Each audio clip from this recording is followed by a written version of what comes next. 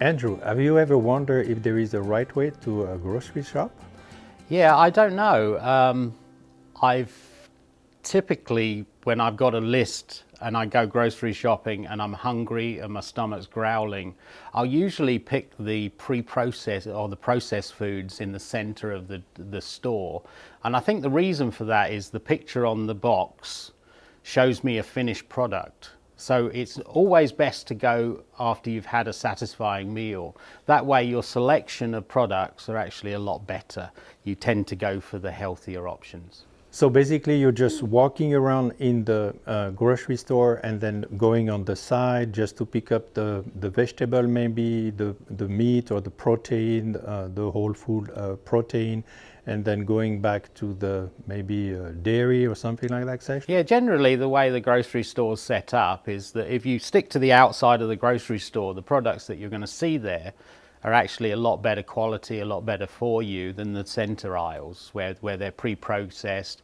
It's your cereal, it's your cookies, it's things like that, and the frozen section of pizza and things like that. So if you tend to stick to the outside of the grocery store, it tends to be better choices.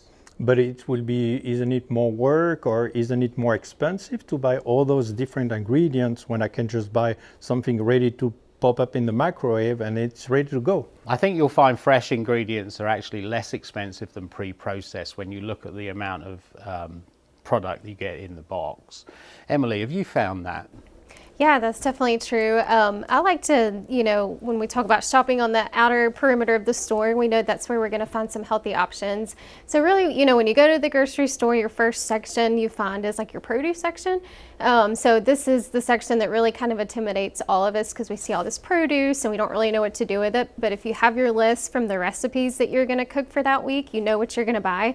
Just a couple tips, maybe try to avoid the produce that's already been chopped up and that's in the package.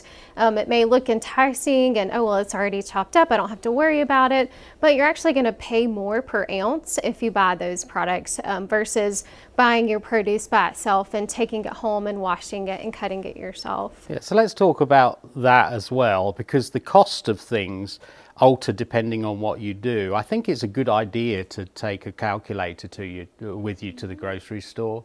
Also, coupons, if you do couponing and things like that, they all help the bottom line when you get to the register.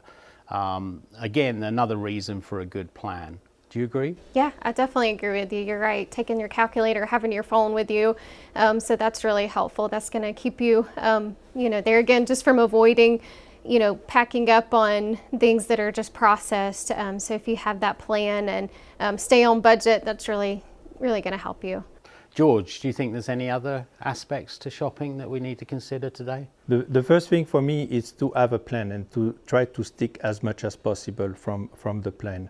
A dream comes from a written down goal, okay? A goal broken down into steps become a plan, okay? A plan backed up by action actually make your dream come true. That's excellent. I like that. I like the way that you broke that down.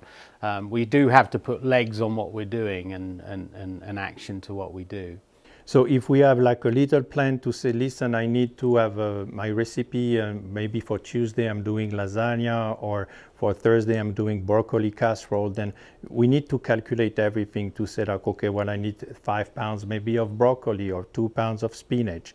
And we need to kind of stick to our plan and to see, because this is whatever we're gonna bring back to our fridge, that's really gonna make the healthy recipe or not. And I'm assuming if you buy too much, you can always utilize that in other ways. So say if you had spinach left over or whatever, you could also make a soup and make that on the weekend, as we discussed before, with your children.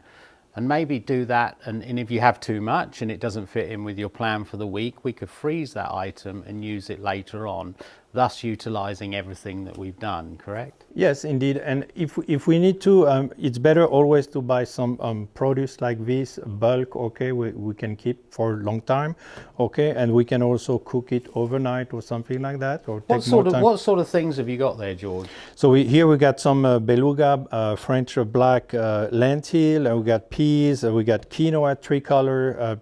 So this is all plant-based protein, okay, red kidney. couscous grain and some herbs de Provence, of course. I mean, I got to put a little bit of French inside, and then some farro here. So I mean, really a whole food a diet. Also, it's another alternative. It's cheaper than with the meat, with the increasing of the price on the meat. So that's another alternative, and also can maybe give a break to your body about the red meat and the white meat, and something different as well that we can look into it, especially for a family who maybe is a little bit more tight on a budget or something like that. So maybe they cannot always buy like some fine red meat or something like that.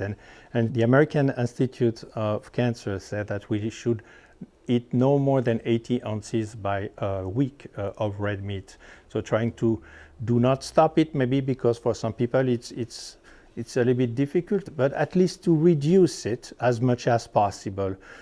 And maybe Emily has something to say about that. Yeah, no, I definitely agree with you. And it really just kind of depends on, like what you said, Andrew, just your budget. And when you have a plan for, you know, where all of your ingredients are going with your recipes, you're not going to, you know, waste that food. So your produce and things don't go bad. So like you said, there again, just putting those in the freezer too.